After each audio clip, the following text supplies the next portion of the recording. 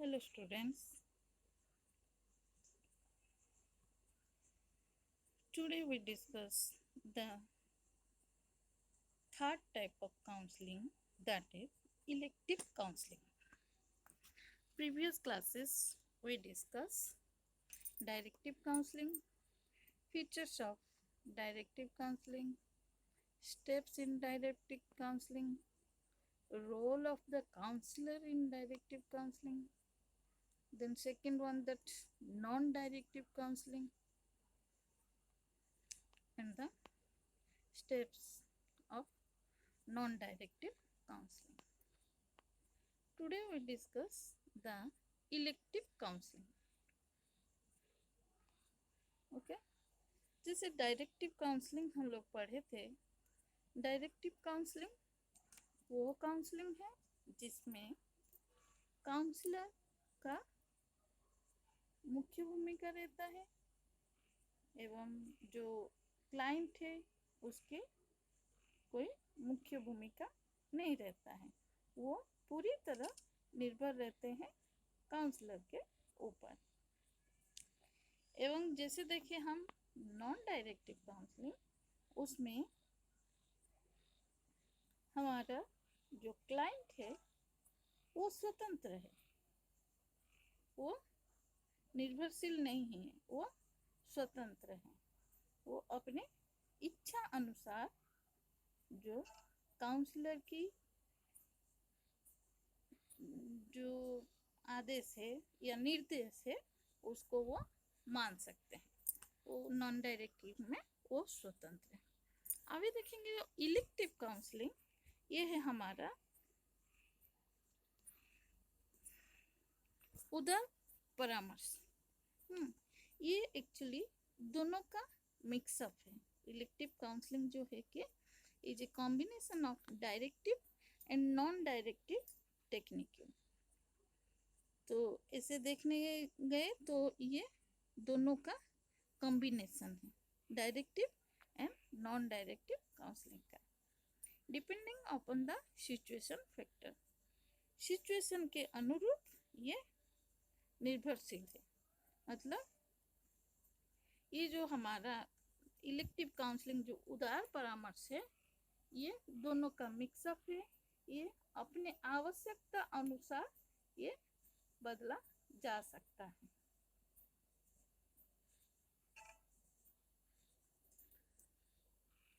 This approach in counseling is best characterized by its freedom to the counselor to use whatever producers or techniques seem to be the most appropriate to any particular time for any particular client।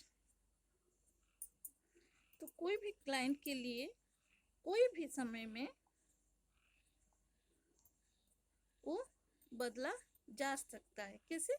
परिस्थिति के अनुसार उसको बदला जा सकता है। ये जो परामर्श का जो दृष्टिकोण है, जो परामर्शदाता के अनुसार उसके परिस्थिति के अनुसार जो परामर्श दिया जाता है, उसका जो प्रोसेस है, प्रक्रियाएं हैं, जो तकनीकी हैं जिसके माध्यम से परामर्श दिया जाता है, उसको उपयुक्त करने के लिए अगर प्रतीत होता है उसको जो क्लाइंट है उसको उपयोग करते हैं, नहीं तो उसको नहीं करते हैं। This counseling is one where one who is willing to utilize any producers which hold promise even though their theoretical basis differed markedly।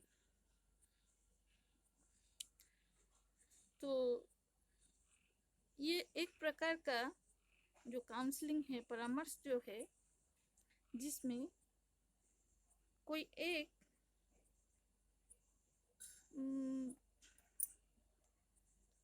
Utilise करते हैं, प्रयोग करते हैं, हाँ, which hold promise even though their theoretical base differed markedly।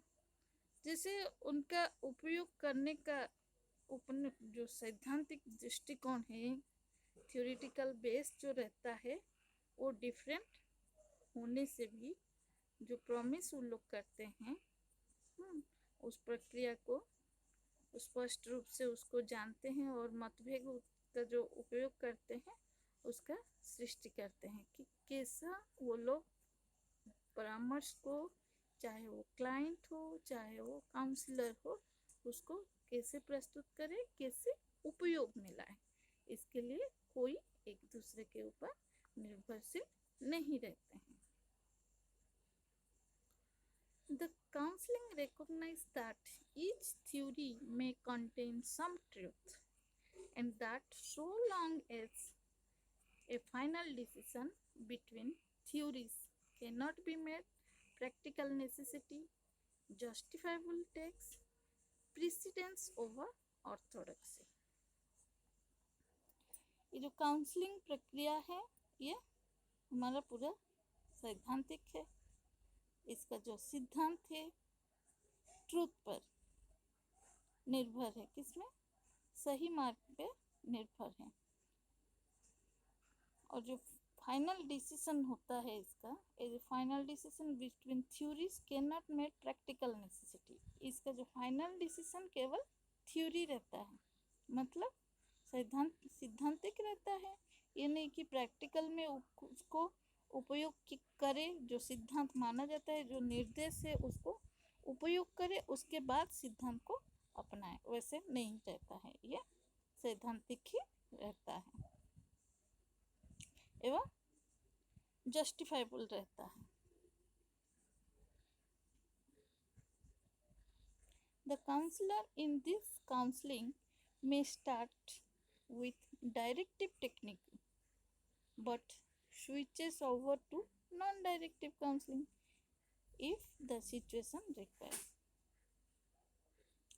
तो जो परामर्शदाता है वो काउंसलिंग को निर्देश, डायरेक्ट टेक्निक जो निर्देश के रूप में मान सकते हैं, उसी के लिए उनको जो नॉन डायरेक्टिव बिना निर्देश वाला जो परामर्श है उसको, सिचुएशन को, परिस्थिति को बंद करना है। यानी कि जब कोई भी डिसीजन एक लेना है, ये नहीं कि हम बताते जाएं, निदान करते जाएं और लास्ट में क्लाइंट उसको नहीं मानेगा। ये उन लोग का डील रहता है कि उसको मानना है या नहीं मानना है, पहले वो वाला स्थिर हो जाता है। He may also start with the non-directive technique and switches over to directive technique if situation demand. वही का ये ऑपोजिट हो गया। अगर बिना निर्देश परामर्श अगर मानेंगे तब उसको जो निर्देश परामर्श का जो नियम है उसको स्विच ऑफ करना होगा, उस सिचुएशन को बंद करना है। इसका मतलब यह हो गया कि इलेक्टिव काउंसलिंग में जो उदार परामर्श है इसमें कोई एक ही परामर्श का तरीका को उपयोग में लाना है। Okay? So the counselor in this counseling makes use of directive and non-directive counseling and also of any other type which may be considered useful for the purpose or modifying the ideas and attitudes of the counselling.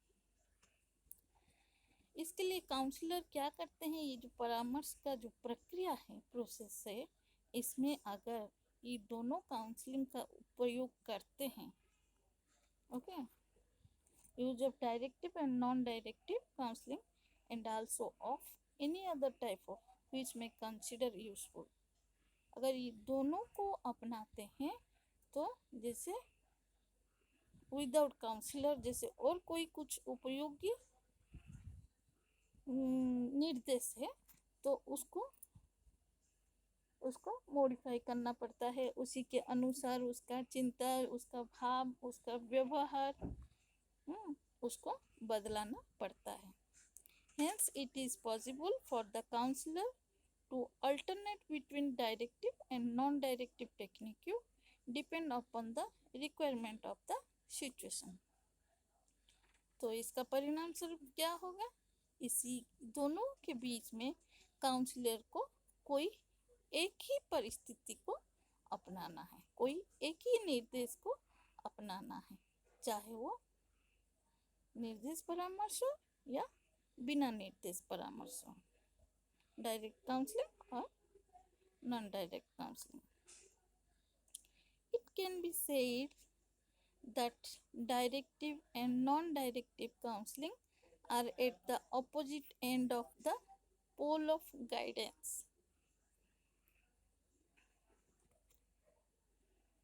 जो निर्देश है, guidance निर्देश है, तो इसीलिए इसको क्या कहा गया है, जो निर्देश एवं परामर्श है हम लोग का, ये कहीं ना कहीं आपस में जुड़ा हुआ है. इसीलिए काउंसलिंग को, परामर्श को गाइडेंस का, निर्देश का दोनों ऑपोजिट साइड बोला गया है. Directive and non directive counsel are the opposite end of the pole of guidance.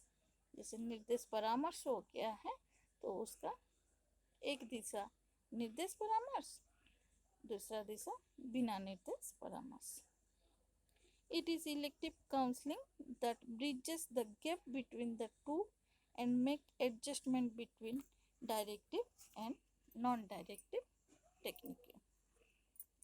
तो ये जो हम लोग का जो उदार परामर्श है, ये दोनों का बीच का स्विच है और दोनों का बीच का ब्रिज है, स्तंभ है. इन दोनों के मध्य जो अंतर है वो गैप को ये दूरीकरण कराता है, उसमें समायोजन लाता है और ये एक ऐसा प्रक्रिया है दोनों को साथ में लेके चलता है. ओके, नॉन डायरेक्टिव काउंसलिंग हम लोग का हो गया.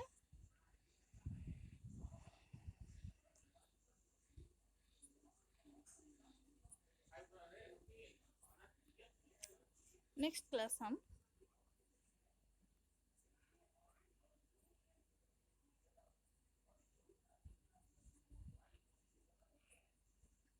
डायरेक्टिव, नॉन डायरेक्टिव दोनों का मिक्सअप जो है कि ये इलेक्टिव काउंसलिंग है.